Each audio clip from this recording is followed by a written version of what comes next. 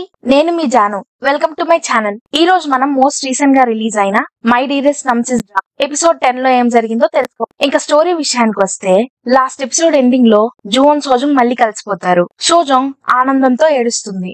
జువోన్ అది చూసి సోజుంగ్ తో మాట్లాడుతూ, నువ్వు ఏడుస్తుంటే ఏంజల్లా ఉన్నావు అని అంటాడు. అది విని సోజుంగ్ నవ్వుతుంది. జువోన్ హెల్త్ కొంచెం బాగయ్యాక సోజుంగ్ తన ఇంటికి బయలుదేరుతుంది. జువోన్ తనతో మాట్లాడుతూ, నువ్వు ఇంత తొందరగా ఇంటికి ఎందుకు వెళ్తున్నావు, కొంచెం సేపు ఉండి వెళ్ళొచ్చుగా అని అంటాడు. సోజుంగ్ మాట్లాడుతూ, నేను వెళ్ళాలి, ఈ రోజు ఏ పని చేయకుండా రెస్ట్ తీసుకోండి, మన ఇద్దరం కలిసిపోయాం కదా, ఇంకేం టెన్షన్ లేకుండా ప్రశాంతంగా పడుకోండి అని అంటుంది.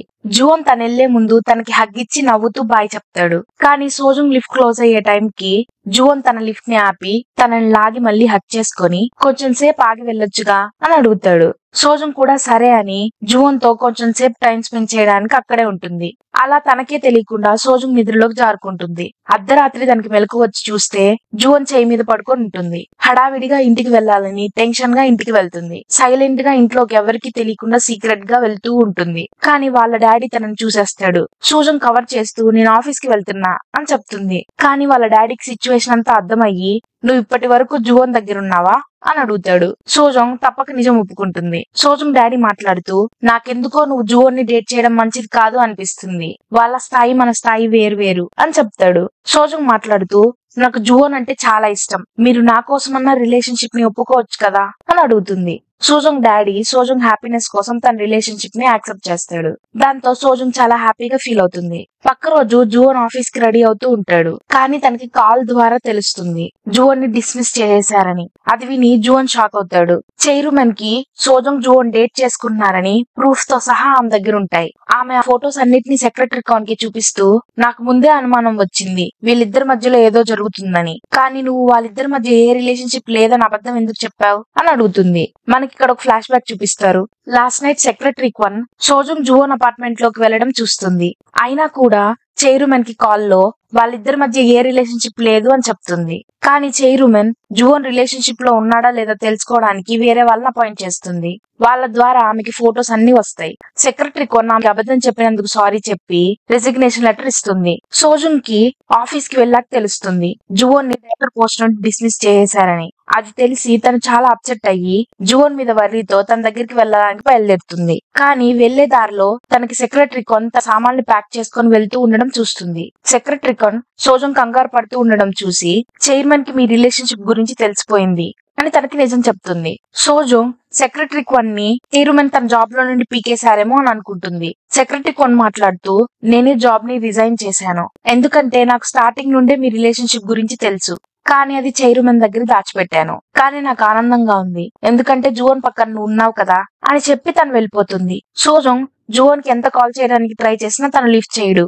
దాంతో సోజుంగ్ ఈ విషయం డైరెక్ట్ గా చైర్మన్ తో డిస్కస్ చేయడానికి ఆమె ఆఫీస్ కి వెళ్తుంది. జువోన్ కి చైర్మన్ తనని డైరెక్టర్ పోస్ట్ నుండి పీకేశారని తెలిసి ఆమె దగ్గరికి వెళ్లి నీల్ డౌన్ చేసి సారీ చెప్తూ, ఇన్ని రోజులు నేను ఇంత కష్టపడి వర్క్ చేసింది మిమ్మల్ని హ్యాపీ చేయడానికి మాత్రమే, నాకు అంత కష్టంగా ఉన్నా నాకు ఇష్టం లేని పని అయినా మీకోసం డాడీ ప్లేస్ తీసుకోవడానికి ఇదంతా చేశాను. నేను తప్పు చేశానని నాకు తెలుసు, కానీ ప్రామిస్ చేస్తున్నాను వర్క్ నుండి అస్సలు డైవర్ట్ అవను అని చెప్తాడు. చైర్మన్ మాట్లాడుతూ, నువ్వు నా కొడుకుకు బదులు పనిచేస్తావని నమ్మాను, కానీ నువ్వు కేవలం చెత్తవే, నువ్వు నా రక్తం కాదనిపిస్తుంది అంటుంది. జువోన్ అది విని బాధగా మాట్లాడుతూ, మరెవరిని నేను పేరెంట్స్ చనిపోయినప్పటి నుండి మీకెక్కడ నచ్చదో అని ఎప్పుడు పెద్దగా నవ్వలేదు, ఏడవలేదు, మీరెక్కడ బాధపడతారా అని చివరికి సోజుంగ్ ప్రేమలో పడింది కూడా మీ దగ్గర నుండి దాచాను. సోజుంగ్ పేరు విని ఆమె కోపం వచ్చి, యోన్సన్ కన్స్ట్రక్షన్ కాబోయే వారసుడు అలాంటి సాధారణ అమ్మాయిని ఎలా ప్రేమిస్తాడు, అయినా ఫస్ట్ నుండి నువ్వు ఈ పొజిషన్ కి వర్తీ కాదని నేను అనుకున్నాను అని అంటుంది. జువోన్ బాధగా, ఎప్పటికీ నేను మీ కంటికి మంచి పర్సన్ ని కాలేనన్నమాట అని అంటాడు. ఆమె అవును అంటూ కోపంగా అక్కడి నుండి వెళ్ళిపోతుంది. జువోన్ ఆమె మాటలకి బాగా బాధపడుతూ అక్కడి నుండి వెళ్తూ ఉంటాడు. చైర్మన్ ని వెతుక్కుంటూ వచ్చిన సోజుంగ్ బాధగా ఉన్న తనని చూసి తన దగ్గరికి వెళ్లాలనుకుంటుంది. కానీ తనని అర్థం చేసుకుని తనకి స్పేస్ ఇస్తుంది. సోజుంగ్ జువోన్ ని మీట్ అవ్వడానికి ఈవినింగ్ వరకు వెయిట్ చేసి తనని కలుస్తుంది. సోజుంగ్ జువోన్ తో మాట్లాడుతూ, నువ్వు చైర్మన్ కి మనం బ్రేకప్ చేసుకున్నామని చెప్పు, నాకేం ప్రాబ్లం లేదు అంటుంది. జువోన్ నవ్వుతూ తన చేయి పట్టుకొని, అదేం అవసరం లేదు, ఫైనల్ గా మన ఇద్దరం ఎవ్వరికి భయపడకుండా ఎక్కడన్నా డేట్ చేసుకోవచ్చు అని అంటాడు. సోజుంగ్ అయితే కాన్సర్ట్ కన్నా వెళ్ళుండొచ్చు కదా, మీరు కొంచెమైనా రిలాక్స్ అయ్యేవారు అని చెప్తుంది. జువోన్ లేదు, నాకు కాన్సర్ట్ కి వెళ్ళాలనిపించలేదు, నిన్నే ఫస్ట్ మీట్ అవ్వాలనిపించింది అని అంటాడు. సోజుంగ్ మాట్లాడుతూ అయితే ఇప్పటి నుండి మీకు ఇష్టమైనవన్నీ కలిసి చేద్దాం, కాన్సర్ట్ కి కూడా ఇద్దరం కలిసి వెళ్దాం అని అంటుంది. అది విని జువోన్ చాలా హ్యాపీగా ఫీల్ అవుతాడు. తర్వాత రోజు జువోన్ కి సెక్రటరీ తన వల్లే రిజైన్ చేసిందని తెలిసి ఆమెను మీట్ అవ్వడానికి వెళ్తాడు. జువోన్ ఆమెతో మాట్లాడుతూ చైర్మన్ కి మీరు ఎప్పుడు లాయల్ గానే ఉంటారు కదా, ఎందుకు ఈసారి నాకు హెల్ప్ చేయాలని డెసిషన్ తీసుకున్నారు అని అడుగుతాడు. సెక్రటరీ మాట్లాడుతూ నేను చైర్మన్ కి లాయల్ గా ఉన్నది నిజమే, ముఖ్యంగా మీ పేరెంట్స్ చనిపోయినప్పుడు ఆమంత స్ట్రాంగ్ గా కాన్ఫిడెంట్ గా ఉండడం చూసి ఇన్స్పైర్ అయ్యాను. అలాగే నిన్ను చిన్నప్పటి నుండి చూశాను, నీకు స్ట్రాంగ్ కాఫీ అంటే అస్సలు ఇష్టం లేదు, చాక్లెట్ మిల్క్ అన్నా, యానిమే క్యారెక్టర్స్ అన్నా, కామిక్స్ అన్నా, అలాగే కాన్సర్ట్ కి వెళ్ళడం అన్నా నీకు చాలా ఇష్టం అని నాకు తెలుసు. కానీ నీకు ఇష్టమైనవన్నీ దాచిపెట్టి మీ నాన్నమ్మకు కావాల్సిన పర్ఫెక్ట్ వారసుడు అవ్వాలని అంత కష్టపడ్డం చూసి చైర్మన్ కంటే మీరే ఎక్కువ స్ట్రాంగ్ అని రియలైజ్ అయ్యాను. మీరు అలా హ్యాపీగా మీరు ప్రేమించే వ్యక్తితో ఉండాలనుకున్నాను, అందుకే అలా చేశానని చెప్తుంది. అది విని జువోన్ ఆమెకి బౌ చేస్తూ ఇన్ని సంవత్సరాలు నాతో కలిసి వర్క్ చేసినందుకు థ్యాంక్ యూ అని చెప్పి వెళ్ళిపోతాడు. సోజుంగ్ వర్క్ కి వెళ్తుంది. తను జువోన్ కి వర్క్ లేకపోవడంతో బాధపడుతూ ఉంటాడేమో అని తన ఇంటికి వెళ్లి కామిక్స్ చదువుకోమని మెసేజ్ లో చెప్తుంది. అలా జువోన్ సోజుంగ్ ఇంటికి వెళ్ళినప్పుడు సుబిన్ ద్వారా సోజుంగ్ బ్రేకప్ చెప్పిన రోజు తను చాలా ఏడ్చిందని తెలుసుకుంటాడు. జువోన్ అది విని బాధపడుతూ ఉంటాడు. సుబిన్ మాట్లాడుతూ మా అక్కలా ఏడవడం రెండోసారి చూస్తున్నాను, ఫస్ట్ టైం తన ఫస్ట్ లవ్ వల్ల ఏడ్చింది అని చెప్తాడు. జువోన్ అది విని సోజుంగ్ 2 సార్లు ఏడ్చింది తన వల్లే అని తెలుసుకొని జువోన్ సుబిన్ కి మీ అక్కని ఇంకెప్పుడు ఏడ్పించను అని ప్రామిస్ చేస్తాడు. తర్వాత జువోన్ తన కాబోయే మామయ్యని బామ్మర్దిని ఇంప్రెస్ చేయడానికి సోజుంగ్ వాళ్ళ డాడీకి పనుల్లో హెల్ప్ చేస్తూ, అలాగే తర్వాత వాళ్ళని ఇంప్రెస్ చేయడానికి వాళ్ళిద్దరికి వంట కూడా చేసి పెడతాడు. సోజుంగ్ ఆఫీస్ నుండి ఇంటికి వచ్చే టైంకి వాళ్ళందరూ కలిసి డిన్నర్ చేస్తూ ఇద్దరు తనకి ఇంప్రెస్ అయ్యి ఇంటికి కాబోయే అల్లుడని ఫిక్స్ అయిపోతారు.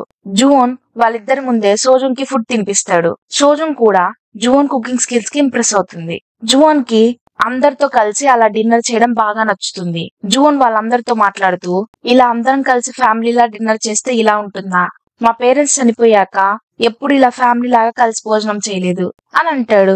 అది విని సోజుంగ్ డాడీ సుబిన్ ఇద్దరు ఎమోషనల్ అవుతారు. సోజుంగ్ డాడీ జువోన్ తో మాట్లాడుతూ అయితే నువ్వు నైట్ ఇక్కడే పడుకో, మార్నింగ్ నీ కోసం బ్రేక్ఫాస్ట్ చేస్తాను, కలిసి తిందాం అంటాడు. సుబిన్ మాట్లాడుతూ డాడీ చెప్పింది నిజమే, నువ్వు నాతో కలిసి నా రూమ్ లో పడుకో అని అంటాడు. సోజుంగ్ డాడీ మాట్లాడుతూ వీడి రూమ్ చాలా డర్టీగా ఉంటుంది, నువ్వు నాతో కలిసి పడుకో అని అంటాడు. సుబిన్ మాట్లాడుతూ లేదు, నువ్వు బాగా గొరకు పెడతావు, జువోన్ నాతో కలిసి పడుకుంటాడు అని అంటాడు. సోజుంగ్ మాట్లాడుతూ మీరిద్దరు ఎందుకు కొట్టుకుంటున్నారు, జువోన్ నా రూమ్ లో పడుకుంటాడు అని అంటుంది. అది విని సోజుంగ్ డాడీ సుబిన్ ఇద్దరు కోపంగా చూస్తుంటారు. సోజుంగ్ కంగారుగా నేను హాల్లో పడుకుంటాను, జువోన్ నా రూమ్ లో పడుకుంటాడు అని అంటున్నా అంతే అని అంటుంది. జువోన్ కి సోజుంగ్ డాడీ సుబిన్ చూపించే ప్రేమను చూసి వాళ్ళిద్దరితో కలిసి హాల్లో పడుకుంటాడు. సోజుంగ్ కి ఎంతసేపటికి నిద్ర రాదు. దాంతో తను జువోన్ కి మెసేజ్ చేసి నువ్వు మేల్కొనుంటే ఇద్దరం కలిసి కామిక్ బుక్ చదువుకుందాం అని అడుగుతుంది. జువోన్ ఆ మెసేజ్ చూసిన వెంటనే ఎక్సైటింగ్ గా తన రూమ్ కి వస్తాడు. సోజుంగ్ జువోన్ కోసం తెచ్చిన చాక్లెట్ మిల్క్ తనకిస్తుంది. అలా ఇద్దరు కలిసి నైట్ మాట్లాడుకుంటూ కామిక్ బుక్స్ చదువుకుంటూ ఉంటారు. మార్నింగ్ సోజుంగ్ ఆఫీస్ కి వెళ్తుంటే జువోన్ తనకి బాయ్ చెప్పడానికి ఇంటి బయటకు వస్తాడు. జువోన్ సోజుంగ్ తో మాట్లాడుతూ నాకు నిన్న ఆఫీస్ వరకు డ్రాప్ చేయాలని ఉంది, కానీ నాకు ఫ్యామిలీతో బ్రేక్ఫాస్ట్ చేయడం చాలా ఇంపార్టెంట్, మళ్ళీ నాకు ఈ ఛాన్స్ దొరుకుతుందో లేదో కూడా తెలీదు, నేను నిన్న నైట్ ఎంత పీస్ఫుల్ గా పడుకున్నానో తెలుసా, మా ఇంట్లో కూడా ఎప్పుడు ఇలా పడుకోలేదు, నిన్ను బాగా ప్రేమించే మీ డాడీ తమ్ముడు ఉండడం నాకు బాగా నచ్చింది, దానివల్ల నన్ను ప్రేమించే ఒక ఫ్యామిలీ నాకు దొరికింది అని అంటాడు. సోజుంగ్ ఆఫీస్ కి వెళ్తుంటే తనని ఆపి తన షూలేస్ ఊడిపోతే అవి టై చేస్తూ నిన్ను 3వ సారి ఏడ్పించకుండా చూసుకుంటాను, ఇప్పటి నుండి నా గురించి ఎక్కువ బాధపడకుండా నీ మీద నువ్వు ఎలాంటి బర్డెన్స్ పెట్టుకోకు అని చెప్తాడు.